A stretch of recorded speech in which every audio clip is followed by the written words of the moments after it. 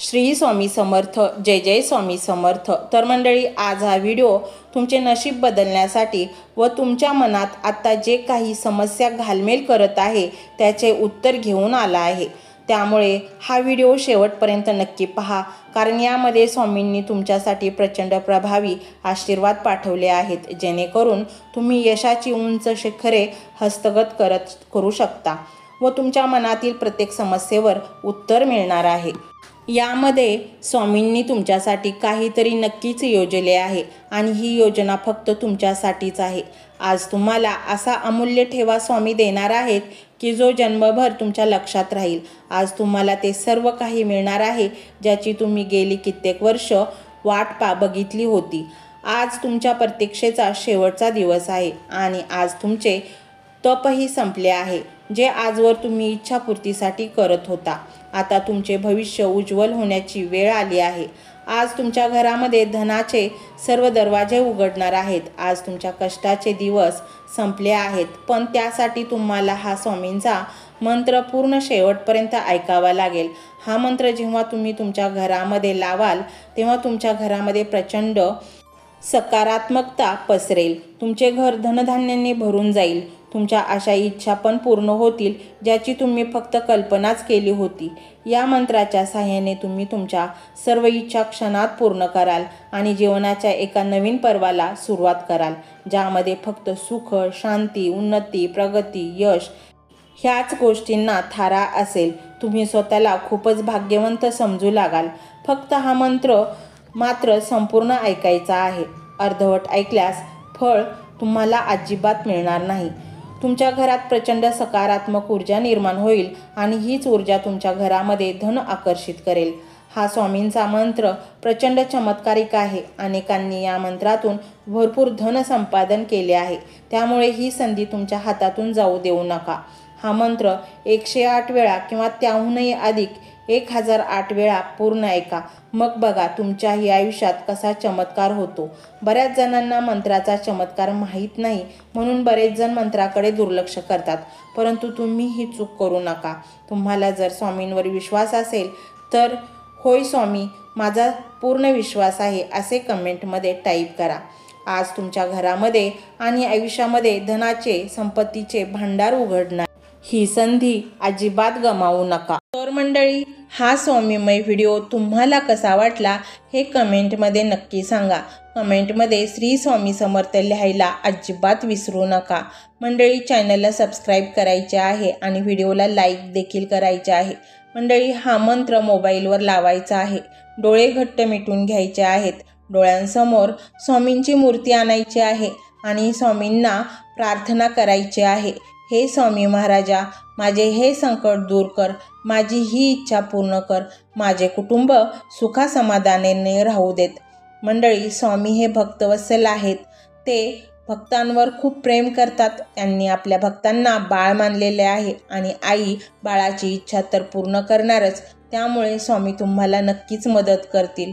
मंडळी, एवढं सगळं करायला अर्धा मिनिट खूप झाला आणि एवढा वेळ तर तुमच्याकडे असेलच। बाकीचा सर्व व्हिडिओ तुम्ही मोबाईलवर सोडून द्या, तो त्याची पॉझिटिव्हिटी पसरवत राहील। तुम्ही दैनंदिनी कामं करता करता त्या मंत्राचे श्रवण करा आणि मनातल्या मनात जप देखील करा, फायदा नक्कीच होईल। तर पाहूया तो शक्तिशाली रहस्यमय मंत्र काय आहे। तो मंत्र असा आहे।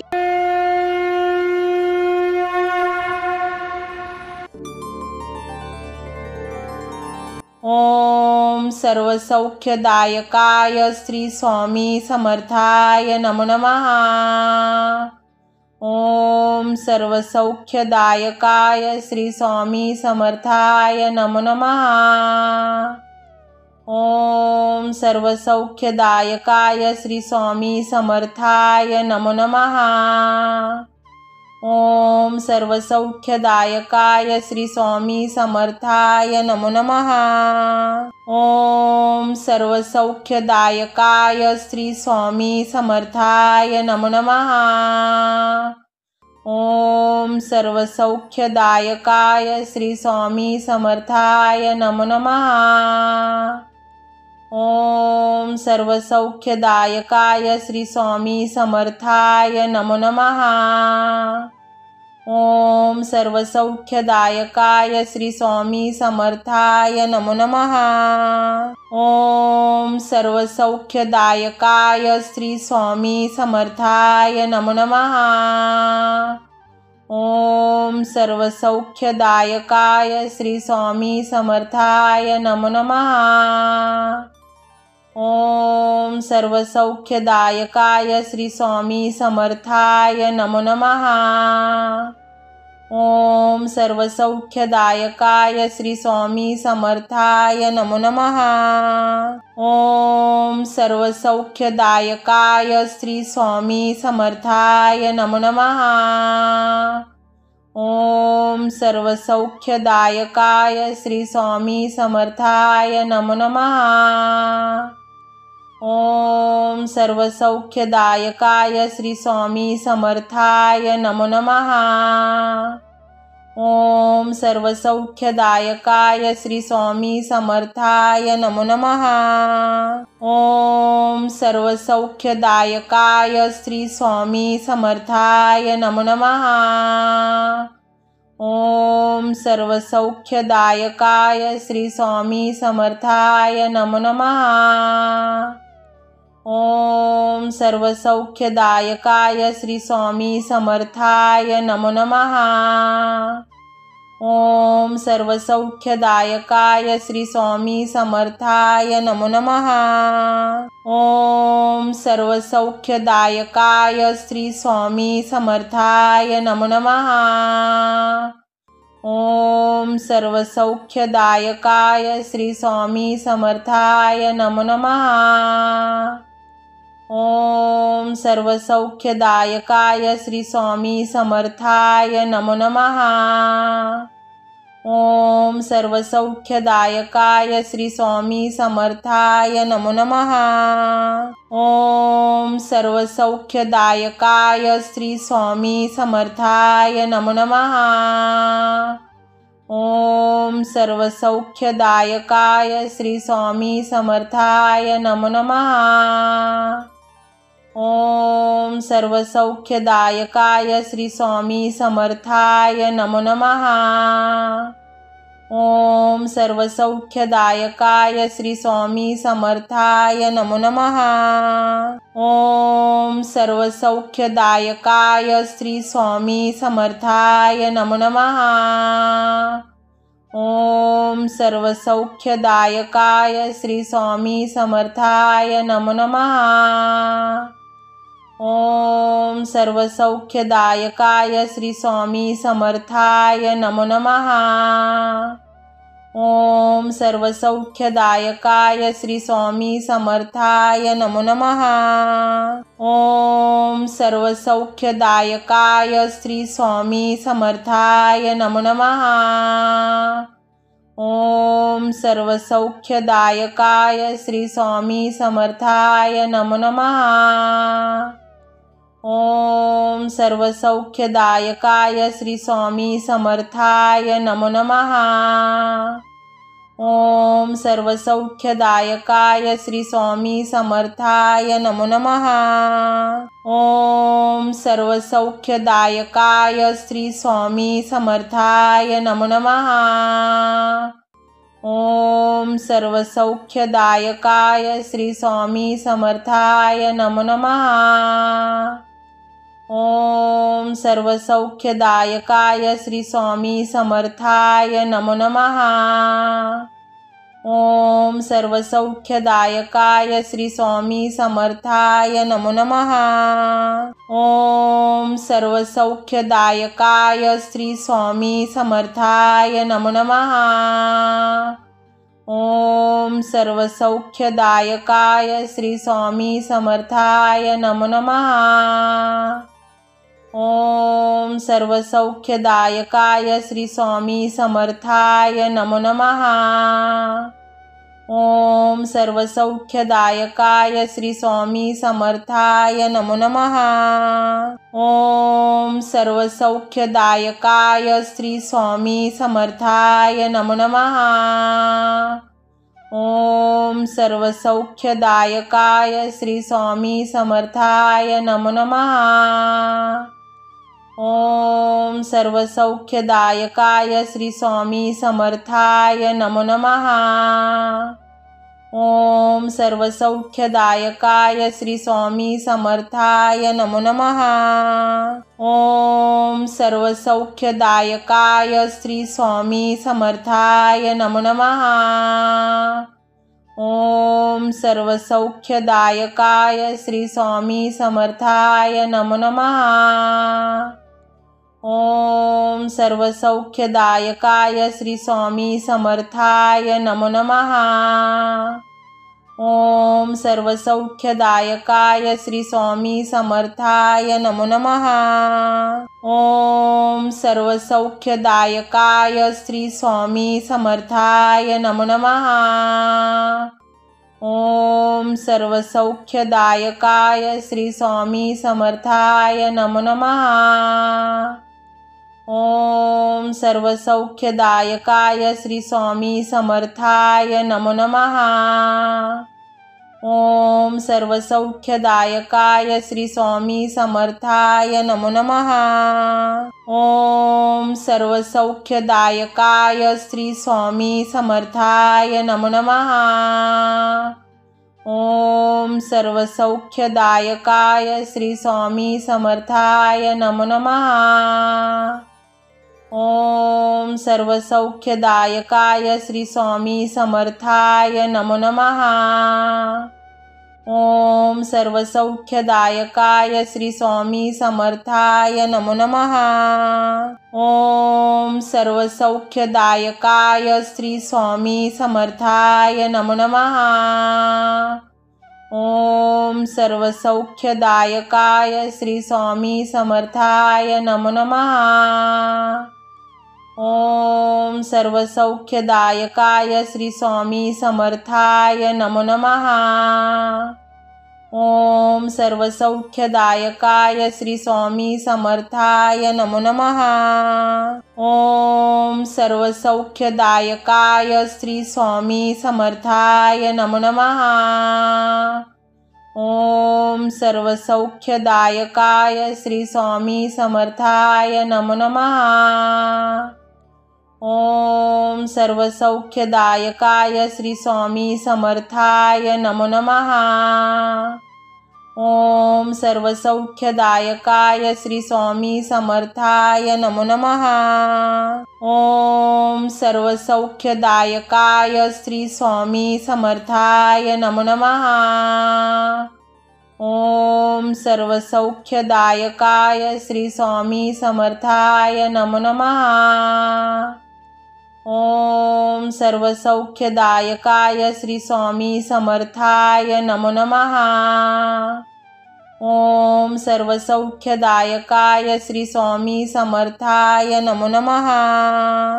ओम सर्वसौख्यदायकाय श्री स्वामी समर्थाय नमो नमः। ओम सर्वसौख्यदायकाय श्री स्वामी समर्थाय नमो नमः। ओम सर्वसौख्यदायकाय श्री स्वामी समर्थाय नमो नमः। ओम सर्वसौख्यदायकाय श्री स्वामी समर्थाय नमो नमः। ओम सर्वसौख्यदायकाय श्री स्वामी समर्थाय नमो नमः। ओम सर्वसौख्यदायकाय श्री स्वामी समर्थाय नमो नमः। ओम सर्वसौख्यदायकाय श्री स्वामी समर्थाय नमो नमः। ओम सर्वसौख्यदायकाय श्री स्वामी समर्थाय नमो नमः। ओम सर्वसौख्यदायकाय श्री स्वामी समर्थाय नमो नमः। ओम सर्वसौख्यदायकाय श्री स्वामी समर्थाय नमो नमः। ओम सर्वसौख्यदायकाय श्री स्वामी समर्थाय नमो नमः। ओम सर्वसौख्यदायकाय श्री स्वामी समर्थाय नमो नमः। ओम सर्वसौख्यदायकाय श्री स्वामी समर्थाय नमो नमः। ओम सर्वसौख्यदायकाय श्री स्वामी समर्थाय नमो नमः। ओम सर्वसौख्यदायकाय श्री स्वामी समर्थाय नमो नमः। ओम सर्वसौख्यदायकाय श्री स्वामी समर्थाय नमो नमः। ओम सर्वसौख्यदायकाय श्री स्वामी समर्थाय नमो नमः। ओम सर्वसौख्यदायकाय श्री स्वामी समर्थाय नमो नमः। ओम सर्वसौख्यदायकाय श्री स्वामी समर्थाय नमो नमः। ओम सर्वसौख्यदायकाय श्री स्वामी समर्थाय नमो नमः। ओम सर्वसौख्यदायकाय श्री स्वामी समर्थाय नमो नमः। ओम सर्वसौख्यदायकाय श्री स्वामी समर्थाय नमो नमः। ओम सर्वसौख्यदायकाय श्री स्वामी समर्थाय नमो नमः। ओम सर्वसौख्यदायकाय श्री स्वामी समर्थाय नमो नमः। ओम सर्वसौख्यदायकाय श्री स्वामी समर्थाय नमो नमः। ओम सर्वसौख्यदायकाय श्री स्वामी समर्थाय नमो नमः। ओम सर्वसौख्यदायकाय श्री स्वामी समर्थाय नमो नमः। ओम सर्वसौख्यदायकाय श्री स्वामी समर्थाय नमो नमः। ओम सर्वसौख्यदायकाय श्री स्वामी समर्थाय नमो नमः। ओम सर्वसौख्यदायकाय श्री स्वामी समर्थाय नमो नमः। ओम सर्वसौख्यदायकाय श्री स्वामी समर्थाय नमो नमः। ओम सर्वसौख्यदायकाय श्री स्वामी समर्थाय नमो नमः। ओम सर्वसौख्यदायकाय श्री स्वामी समर्थाय नमो नमः। ओम सर्वसौख्यदायकाय श्री स्वामी समर्थाय नमो नमः। ओम सर्वसौख्यदायकाय श्री स्वामी समर्थाय नमो नमः। ओम सर्वसौख्यदायकाय श्री स्वामी समर्थाय नमो नमः। ओम सर्वसौख्यदायकाय श्री स्वामी समर्थाय नमो नमः। ओम सर्वसौख्यदायकाय श्री स्वामी समर्थाय नमो नमः। ओम सर्वसौख्यदायकाय श्री स्वामी समर्थाय नमो नमः। ओम सर्वसौख्यदायकाय श्री स्वामी समर्थाय नमो नमः। ओम सर्वसौख्यदायकाय श्री स्वामी समर्थाय नमो नमः। ओम सर्वसौख्यदायकाय श्री स्वामी समर्थाय नमो नमः। ओम सर्वसौख्यदायकाय श्री स्वामी समर्थाय नमो नमः। ओम सर्वसौख्यदायकाय श्री स्वामी समर्थाय नमो नमः। ओम सर्वसौख्यदायकाय श्री स्वामी समर्थाय नमो नमः। ओम सर्वसौख्यदायकाय श्री स्वामी समर्थाय नमो नमः। ओम सर्वसौख्यदायकाय श्री स्वामी समर्थाय नमो नमः। ओम सर्वसौख्यदायकाय श्री स्वामी समर्थाय नमो नमः।